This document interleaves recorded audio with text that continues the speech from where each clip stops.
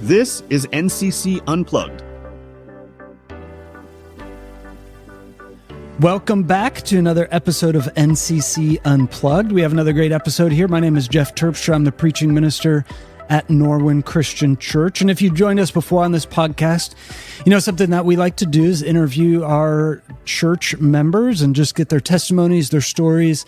It's just kind of a way to share about what God is doing in their lives. I think it's been a great encouragement to listen to several now. And so I am joined here in our podcast studio with two more of our church people, Jerry and Cindy Burke. You guys want to say hello? Hi. Hello. It's weird talking to a microphone. We'll get used to it. Okay. I got to know them. I think you guys were coming to the church before this, but I got to know you guys during COVID a little bit. Yeah. My first memory of you guys is doing our scavenger hunt. I knew that was coming. We did, during COVID, when we couldn't socialize, we did a scavenger hunt. So everybody got in their car and we used an app that sent us throughout North Huntington and beyond to do different challenges. And I was cracking up at the videos you guys would send in. I don't even remember what the scavenger hunt, what the different things were that you guys were doing, but I remember singing in the car was something you guys did for some reason. You had someone with you. Was it a grandchild? It was Caden. Yes, Okay. our oldest. You were trying to get him to participate, and he was like not too excited about it, but your laughter is contagious, and he eventually got into it. So that's how I got introduced to you guys a little bit. So I'm glad that some more get to meet you through this podcast. Start off by telling us a little bit about yourselves. Who wants to go first? I'll go first. Okay. Well, I'm Cindy, and we've been going to this church since when Joshua started. Okay. And Pam Van Ryn, she introduced us to this church, and we really liked it. What got me was I really liked the music, the worship. I thought it was just so uplifting, and everybody was so welcoming. Good. Thank you. Jerry, tell us a little bit about yourself. Well, Sydney and I, we've been married, is it coming up 42 years? Yes. And Cindy and I met in college, and we got married right after college. And the funny thing was, at that time, I was a Methodist. Cindy was Catholic, and so I would go to church with them. And I converted there, and we were, both Cindy and I, we were going there, and we sort of felt like a number. We weren't getting, there wasn't that, we're both, believers, but it was just like you go to church and you met your 1 week obligation, and then you were done and you lived your life. And there was this yearning. We needed more. A relationship with Jesus. Yes. That's what I said. Do you guys think you always had a sense of that, or was there something that brought that? Well, for me, I'm sorry, I didn't mean to interrupt you, Bean. Whenever I was young and I was in the Methodist church growing up, I wasn't that active. I was kind of that wild kid, and I remember them trying to get me to go to youth group on Sundays, but I had baseball practice Sunday night, so I would always miss. And then whenever I converted to the Catholic faith, there was this thing that hit me that was, oh boy, for me to get into heaven, I better memorize these prayers. Like, how do you pray? So, I already had Our Father memorized, but then the Hail Mary and there was the Apostles' Creed that we said. I really thought that I had to have that memorized, that whenever I went, that if I died, that, whichever saint was at the pearly gates, that if I couldn't say that, I wouldn't get in. Yeah, a quiz. Yeah, and it was like, and so whenever we started coming here, there were just dots that started to be connected with me. And the real turning point to me was whenever Cindy and I, we talked about it, and we just decided to be baptized. And that first time, the first time I was a baby back in the Methodist church, but this time it really hit home with me that I'm making this choice. I want this. And whenever Joshua baptized me, whenever I come out of the water, there was this like, wow, I got to learn, even more. And so I, joined one of the small groups, started going. I think there might have been a time, Jeff, where whenever I was joining that first small group, you bring me back to get a book, and I said to you, well, I've never read the Bible. I wouldn't understand the Bible. Well, after that immersion and come out and starting to read the Bible, everything connects now for me. And I just, it's really nice too, because we're able to talk about it. Where before we never talked about religion really. But we talk now about things in our Bible studies, or I'll say, did you know that? And he'll say, no. And did you know that? And so it's kind of nice that we're able to talk about that. So Cindy, what was it like for you leaving the Catholic faith? Because I know, especially growing up in it, right, and having other family members, there can be a lot of baggage sometimes with it, guilt, shame, hurt. Well, I grew up with the Catholic faith, so I can say I had religion, but I didn't have a relationship with Jesus. And in fact, I even taught in a Catholic school for 3 years. I taught middle school out in Greensburg, and there was just so much. I needed more. And it's been really good. I feel like this church is my family. It's another family. And I like the connections we make with people. I like that we're reaching out to people too, which, through the Blessing Boutique and going on mission trips and just being involved with missions. I really like that, going out. Cool. So since you've been here, 5 years, maybe 6 years? No, it's about 6 years. 6 years? Okay. I'm sorry. How has God grown you? Well, I'll tell you what. It'll be 11 years, May. I was diagnosed with cancer. And I'll tell you what, the first few years were really rough. And it really helped me get through it. Jesus has really given me a sense of peace when there shouldn't be peace. I can remember a friend of mine, she took me down to the Irwin Playground, and we sat on the stage, and she said, can I pray with you? And I've never had anybody say that to me, can I pray with you? And I said, sure. That was the day before I was going into surgery. And when I went into surgery the next day, I even told Jerry, I said, I had this sense of peace. And I was scared, yes, but it turned out the best that it could have, considering the circumstances. And even the last surgery I just had last May, at night, I felt like Jesus was in that room with me.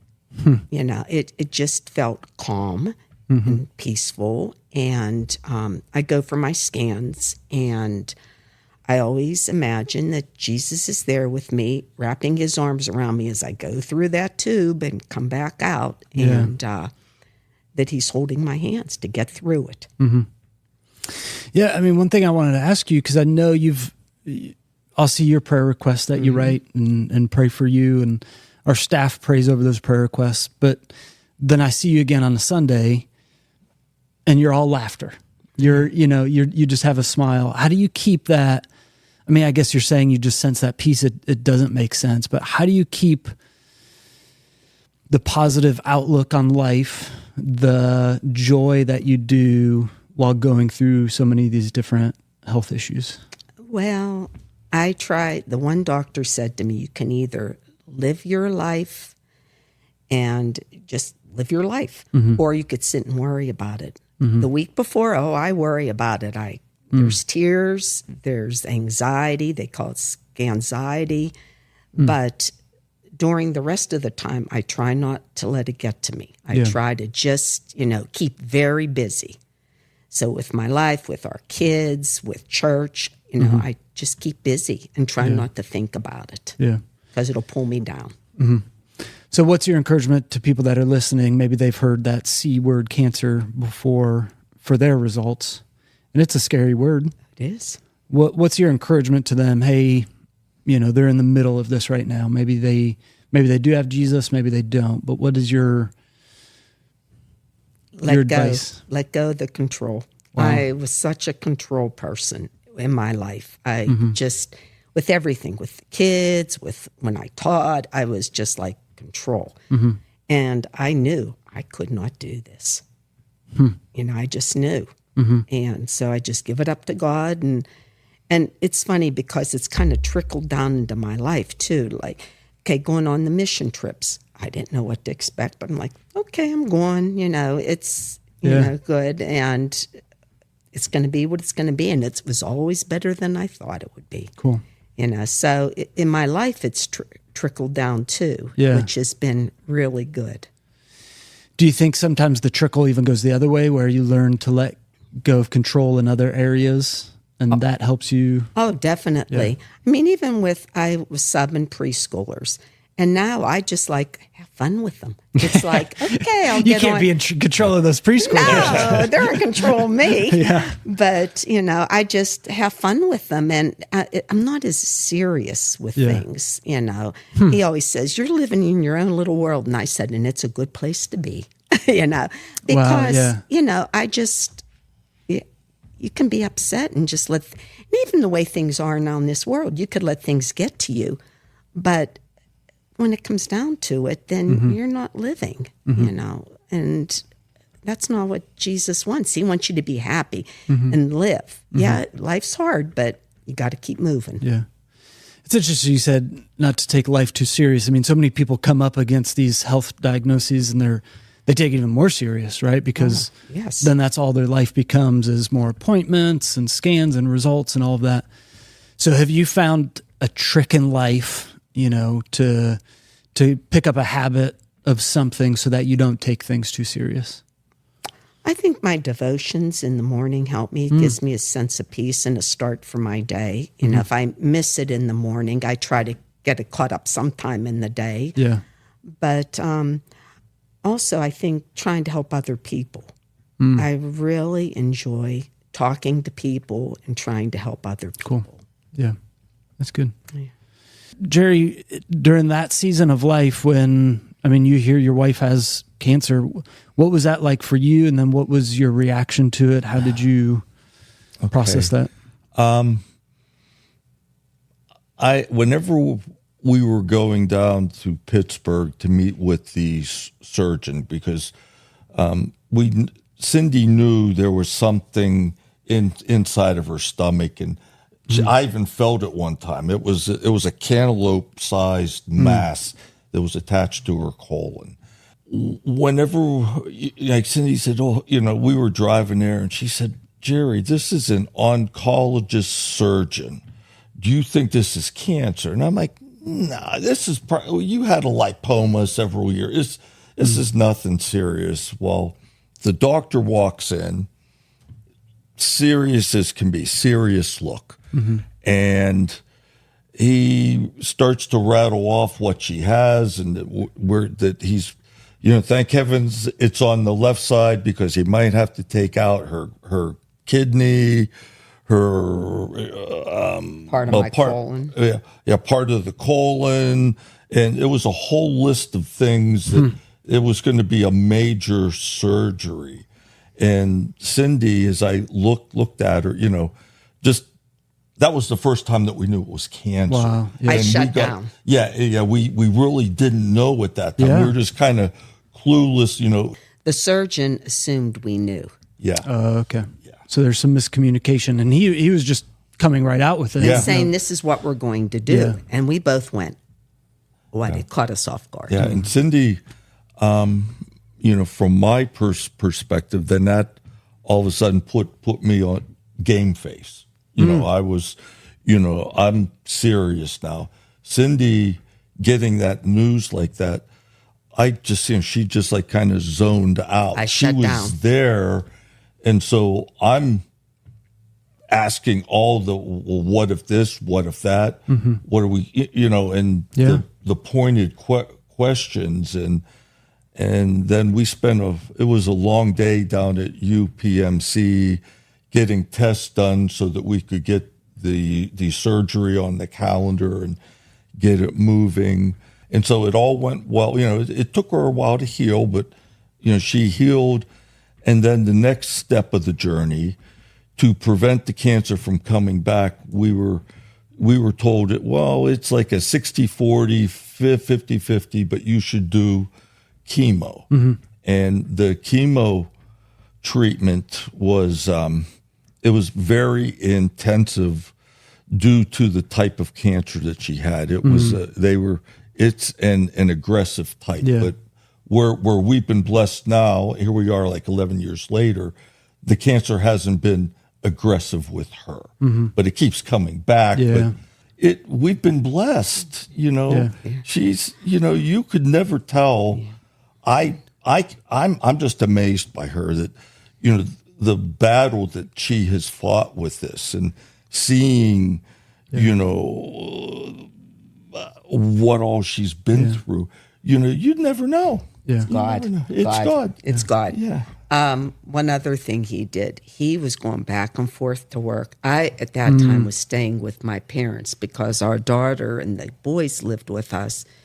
And because they were bringing stuff home from school, it was safer for me to stay with my parents. So he'd come every day after work to my parents' house, which they didn't live far, but he'd come and spend some time, and then he'd have to go home and take care of the dogs and whatever he had to do at home. And it was hard. Yeah. And I never even realized, because he always kept a real good front, but friends of mine would tell me, wow, it was really hard on him.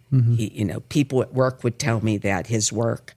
And my one friend told me, and I never even realized. Now we go to the doctor's appointments. All I hear is, it's a good scan. Okay, I'm out of here. And he's asking questions, and I'm like, oh. So if anybody's out there, make sure you have somebody go with you when, you're going through something like this. Yeah. I mean, Jerry, you say she was fighting a battle, and she absolutely was, but you're fighting right alongside with her. Yeah. And I know that and that made a huge difference for and Cindy. we still are, because we had a misdiagnosis. They were telling us it was one thing, and now we just found out they think it's something else. Okay. Yeah. Yeah. And here again, the C word, it's bad no matter what. Yeah, it's another type of cancer. And the new one, it isn't like it's a less aggressive. It's still one of those nasty ones. But here again, by the grace of God, we fought this thing. And, And he takes me down for my appointments. He arranges his schedule at work. And so I'm greatly appreciative of everything he does. So you guys want to share about your professions? You said you're a teacher for a bit. Yeah.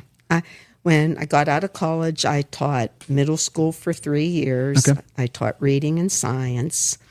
And then we started having a family, and I stayed home, raised the kids. And then I started to teach preschool. So I went from middle school to preschool. It's just about the same. It's all about me.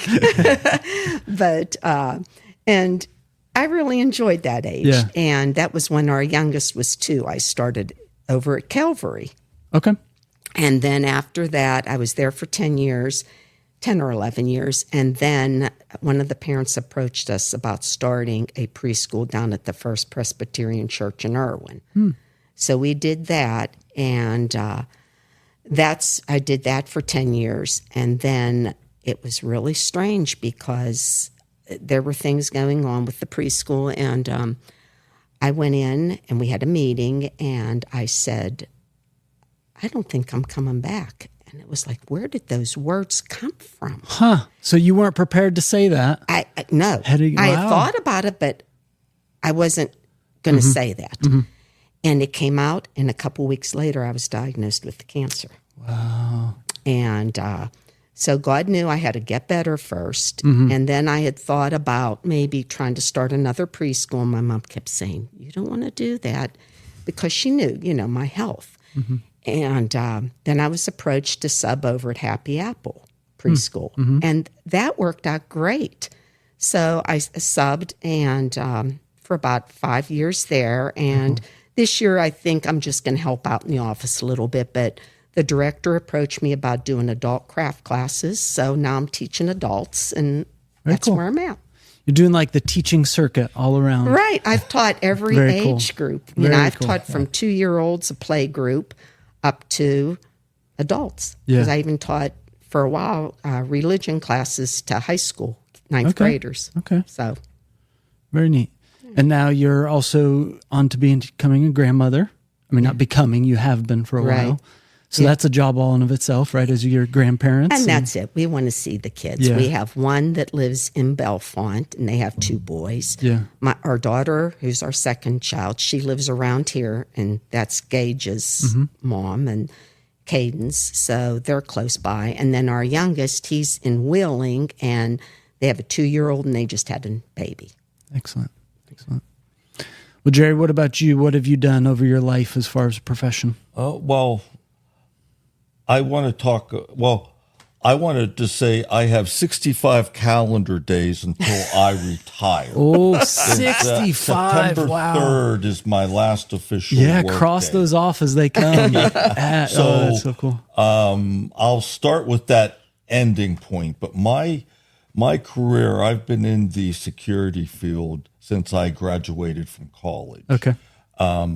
My major in college, Cindy and I met at IUP, but I was a criminology major. I always wanted to go into law enforcement, policing, but the way things were at that time, it just didn't work out. And I ended up, I started at Children's Hospital of Pittsburgh in their public safety department. And I was a officer there, and I worked my way up the totem pole. And at my 10-year mark, I was the assistant director of public safety. And I tragically, my boss, who I worked for him the entire time, he died as a very young man with a massive heart attack at age 37. And so I was in the acting director role. And then I saw this other job posted, and I applied for the director of security at St. Francis Medical Center. So I took that job and went on. And I was there for 11 years. I thought, you know what, I found my home. This is where I'm going to be. And then St. Francis had financial troubles and they closed. And so for 8 months there, I had a job. I got a job actually before St. Francis closed. It was with Western Psychiatric and their safety staff. But I was the evening shift safety supervisor, and it was a lot of the same stuff that I was doing at working nights though. Yes, and it's a psychiatric environment, which can be very challenging. I'd imagine. And as I worked that job, seeing the safety staff, other staff, getting hurt, dealing with some of the patients there that were having troubles, and I thought, geez, this is more of a young man's job. I'm getting too old to be, having to wrestle with somebody and bring them down to a quiet room. I'm getting too old for this.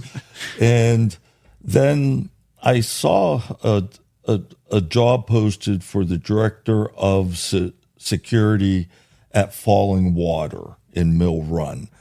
And I thought, oh, maybe, I'm going to apply for that. Mm-hmm. So I applied for it, and I went up for the first interview, and it was like, oh, wow, I fell in love with the place because my hobbies have been the outdoors, fishing, hunting, just things outside. Mm-hmm. And I just fell in love with being up there. And I thought, this is going to be a neat job if I get it.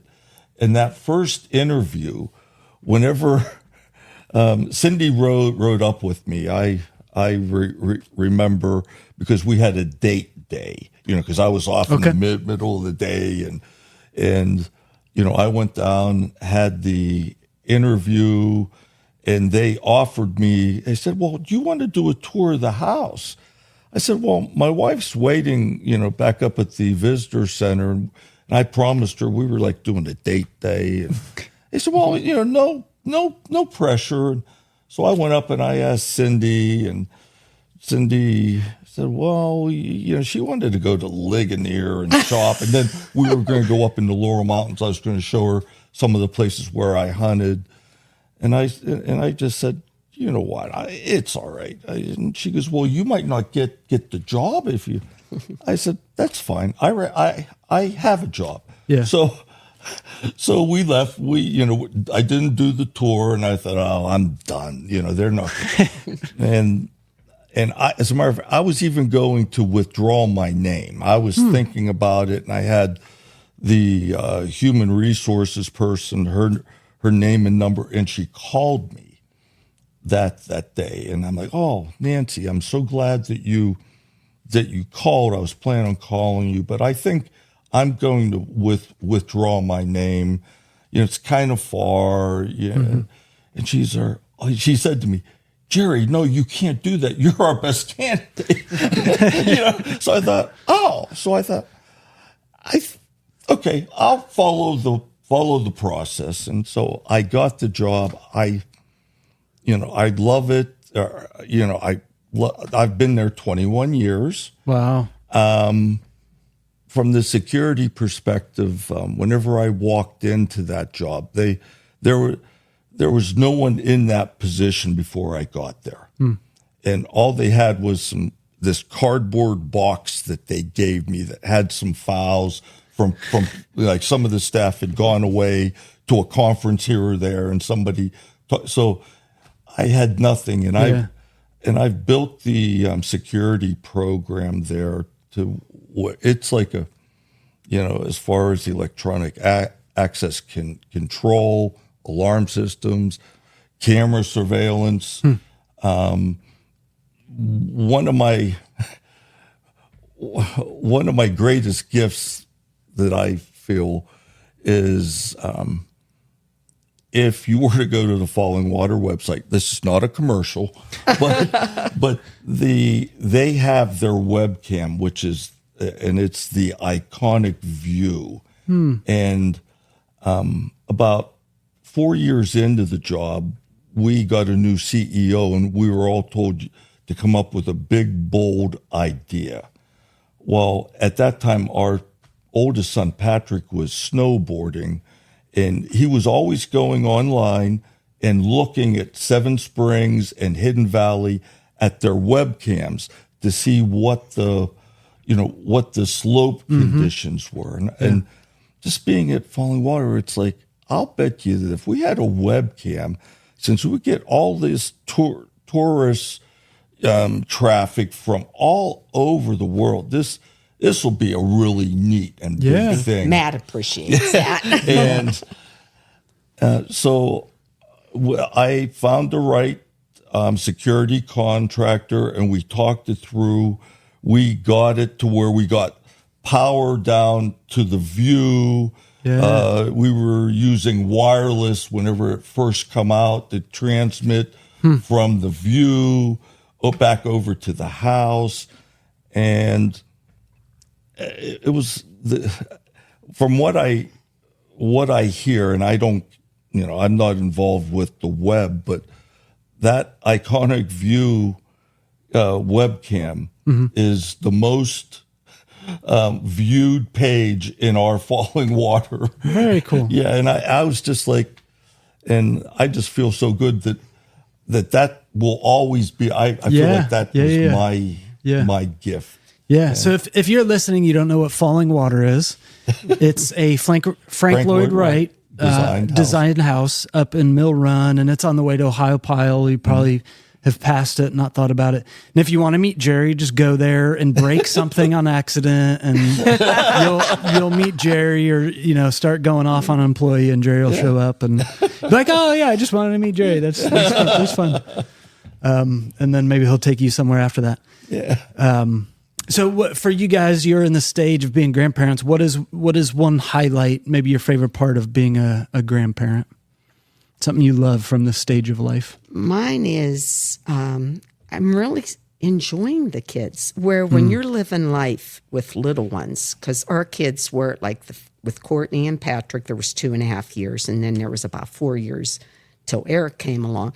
So you're just so busy with life, you don't stop and enjoy what you're doing. And you just go to keep them moving, to the next thing. And I keep telling my kids, enjoy them, because they're just little for so short of a time frame. Yeah. And, I just enjoy them. I was just there last week helping out with the baby and with Emmy. That's our 2-year-old granddaughter. And I had so much fun with her. We did a sticky wall where we took contact paper and we stuck it on the wall, and then she's sticking things on it. And just seeing her learning, and it's a lot of fun. Yeah. What about you, Jerry? What's something you've been enjoying being a grandparent? I just, with our grandchildren, there you go from 19 to newborn, and just seeing all the different stages. And I'm more of a fun-loving guy. I have a dry sense of humor, I know, and I have like my stupid jokes and things that I do to try to get them to laugh. Yeah. But I'm just getting them to laugh and come up and play. I just love each age group. Each one is, so special. And he even taught our oldest grandson to drive. And now Gage is like, he's going to be 16 soon. You're going to teach me, Pappy? You're going to teach me? So it's neat. And our other 2 boys, they play soccer. So, our youngest was involved in soccer. So it's like we're reliving that. Yeah. We get to see them play. Very cool. So it's neat. So Cindy, you mentioned the mission trip a little bit. So what number mission trip is this going to be for you? The second one. The second one. And this is going to be a little bit different because you're going to have you're going to have Gage with you, right? Yes. One of your grandchildren. My grandson's going to be. So tell me about the process of you getting involved in missions and kind of how that's, like you've talked a little bit about having a different perspective on life with things. Right. Well, when I was teaching, the one woman who started to teach with us when, we needed another teacher, she did mission trips with her church, and I really wanted to go on a trip with her. She was going to a Native American reservation, which is basically what we're doing this time, and it was in New Mexico. And it just didn't work out. The timing wasn't right. And so I think that kind of gave me this little spark to, look into it. And I just thought that would be really interesting. I like to travel and meet people. And so that's how I got involved, and I enjoy it. Very cool. Tell me about some of the other things that you are involved in at NCC. I do the Blessing Boutique, and that I love that. I love seeing the girls so excited. Yeah. I can tell you a story about a lady. I went and picked a gown up from her, and it was a brand new, beautiful gown. She said her daughter got it, brought it home. The prom was canceled because of COVID that same day. So she said they hung on to this gown, and she said, it's time. So I went and picked the gown up, brought it here to the church, and I was out in the lobby working. Well, somebody needed a break with the girls, so I went in, and there was a young lady trying this gown on. And I said to her, and she ended up getting it. I said to her mom, can I take a picture of her and send it to this mom and girl? That donated it. Wow. Uh-huh. And she said, yes. And I sent it to this woman and her daughter, and they were so excited to see Very that. cool. That's one story, you know, just seeing the girls, you know, they'll give us a hug or they're just so appreciative. And it's really kind of cool. Yeah, so the Blessing Boutique gives free gowns and dresses to girls going to homecoming and prom. Right. And you're right. I mean, that ministry is such a blessing to so many people. Right. And I mean, the amount of dresses that we have stuffed in closets. We had over 1,000, and you know they get incredible. shoes and makeup, and you know that might not seem like much, but I'll tell you what, those kids appreciate it.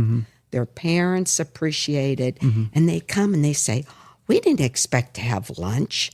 Right. You know that we give them lunch, and they just love it. Yeah, and you guys and the ladies that run it do such a good job in emphasizing we're doing this in the name of Jesus. Right. You know, on the surface, it's a free dress. Right. But underneath it is us showing the dignity and worth that these girls have, and they give them devotions with so just it's a ministry really well run with purpose. Right. And there's Christian music being played, and you know, I just think that it makes them feel good and feel loved. Yeah. Cared about. I also do the desk, the 5th Sunday of every month. So I'm not too involved in that, but The front desk. The front desk, yeah. And I'm on the mission team. So those are the things. Very And I cool. help out with Vacation Bible School as much as I can. Yep. Very cool. Yeah. Jerry, what about you? What are some different things you're involved in around here? Well, as I mentioned before, being in the security field for 42 years and hearing that we had a safety team here, I thought, oh, well, this is what I know. So I wanted to bring my skill set to that. Now, of course, I've been in like a management role, but I just want to be a worker bee. Yeah. I just want to be there. And I just want to, I always look at it as I'm more of a sheepdog whenever I'm doing it. I have this task to watch over the sheep. And, you know, Jesus is the shepherd, and all the members, everyone there, you know, they're here, they're following So you're what a the dog. shepherd. Yeah, so I'm a dog, yeah. But She's going to use that again, Jerry. Right, I like that. Just remember, you're the one that said it. Yeah, no, hey, but yeah, so that's whenever if you see me whenever I'm on duty with my little, you'll notice my head's on a swivel. Not that, you know, I'm just watching for that wolf, and thank goodness, thank God, we have not ever had to deal with that. But going back to my professional life, I've dealt with a lot of wolves. Yeah. And so, you know, I have a real comfort level. Oh, can I tell a funny story one time when I was on duty? I'm not sure if I shared this with you, Jeff. It was during one of your services. Okay. You had Jonathan and Allison and a few of the I know group what you're gonna say, stand yes. up, and they were like challenging you. Yeah. So the whole sermon was like I said a bold statement. Yeah. And it was a question like, does anywhere in the Bible say this? Yeah. And I had prompted the other staff members to jump out of their seats and say, the Bible does say this right here, and they had the verse quoted or something like that. Yeah. And so anyhow, I was out in the lobby, and I can hear the PA system, and I'm listening, and then all of a sudden I hear, and I didn't know it was Jonathan, but I hear this male voice with this challenging tone, and I'm like, oh no, not on my watch. And I'm like, you know, where is it? And I head over, and then I'm like, oh. It reminded me to give more people a heads up on that. That's right. Yeah, but it was funny because as soon as I, you know, from my experience, you know, I knew what it was, and I'm like, oh no, where is it? And it's like, and then it's like, oh, those guys, they got me. Well, that's what it was. It was a test. Yeah. It was a test. Practice. Yeah. No, it's so funny because I think it was you mentioned it to me that Sunday, and I was like, oh, I didn't even think about that, but I so appreciate the security team. I mean, you guys, and I've heard from other people, they join the security team thinking, okay, this is going to be a Barney Fife, you check on things, but I mean, we take it serious. Yeah, we right? do. Yep. You guys has all sorts of training. You guys train, you go out, you practice together, you communicate, you have a schedule, you have radios, and it shows as a church, and especially as a security team. I mean, you guys take the security of our children, of our worship service, of our students serious. Yes. And you never think the worst case scenario is going to happen to you, but that's exactly what you guys are on duty for, is the worst case scenario. Right. And so we so appreciate having that ministry team. I think your story can have some similarities to others in our church as far as coming out of a Catholic background. And something we say around here, that we're not discounting backgrounds. That can be a foundation for you guys. It was building, I'm sure, for different aspects of your life. But something I've heard you guys say in different ways is NCC has really opened your eyes to what and who Jesus really is. Yes. And so I just really appreciate you guys saying that and being honest with those that are listening, and hopefully encouraging them too. Because we have a lot of people that pop in and out, just checking it out, and a lot have that Catholic background and, may have not even taken it as serious as you guys did. And so maybe further behind in understanding and foundational things. So a question I like to use to wrap things up as we come to an end with our interview here. Can you guys think of an act of kindness that someone did for you that you will never forget? An act of kindness. Just a way to encourage our listeners to be intentional with their kindness towards others. Act of kindness you experienced that you never forget. Doesn't necessarily need to be recent. It could be something in the past. You have one? Oh, it's kind of tough. I'm throwing it at you. Some more. Oh, thanks. I just think, coming into this church, people are so kind. And, I can give you an example. Okay, with the scans, I walk in and, right away, you're asking me, well, how did it go? Rhonda's asking me, how did it go? Allison's asking me, how did it go? It's like they genuinely care. Cool. And I think, just they listen. I think listening is so important. Yeah. I could say that. Good. Thanks for sharing. Sure.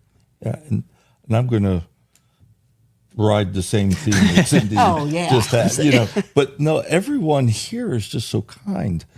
And here again, I've been going to church my whole life, but it's different here. The people, like whenever we were going to the Catholic Church, well, you knew people by, you'd see them, but there was no other sharing, talking, actually knowing them, where I feel now, this is my church family. I like have mine and Cindy's family, and then this is my family, and because I know about them, they know about me. And we just share, and there's this openness. I just love coming here and being, getting a chance to talk to someone, just checking in on them, and then they check in on us. You see how we're doing. It's a safe place. It really is. I come in here and I feel safe. Cool. Where you go back out and it's like, ooh, all this stuff's going on, but it feels safe here. Yeah, and it should, right? The church should be a place where you can be honest and open with others and vulnerable, and like you said, then they help you and you can help them in different seasons. So, well, I really appreciate you guys coming in and thank you for having us. Interview a little bit, and it was fun. If you're listening to this and you're like, I wonder who Jerry and Cindy are now, check out Jerry's name badge when he's on security duty and find him, or just start shouting in the worship center. And apparently Jerry, don't do that. Don't do that. But I really do appreciate them coming in and my relationship that we've been able to grow over the years. And I really appreciate you guys listening to another episode of NCC Unplugged and spending some time with us and some of your church family, your brother and sister in Christ. So once again, thank you for listening. Have a great week. Thank you for tuning in to NCC Unplugged.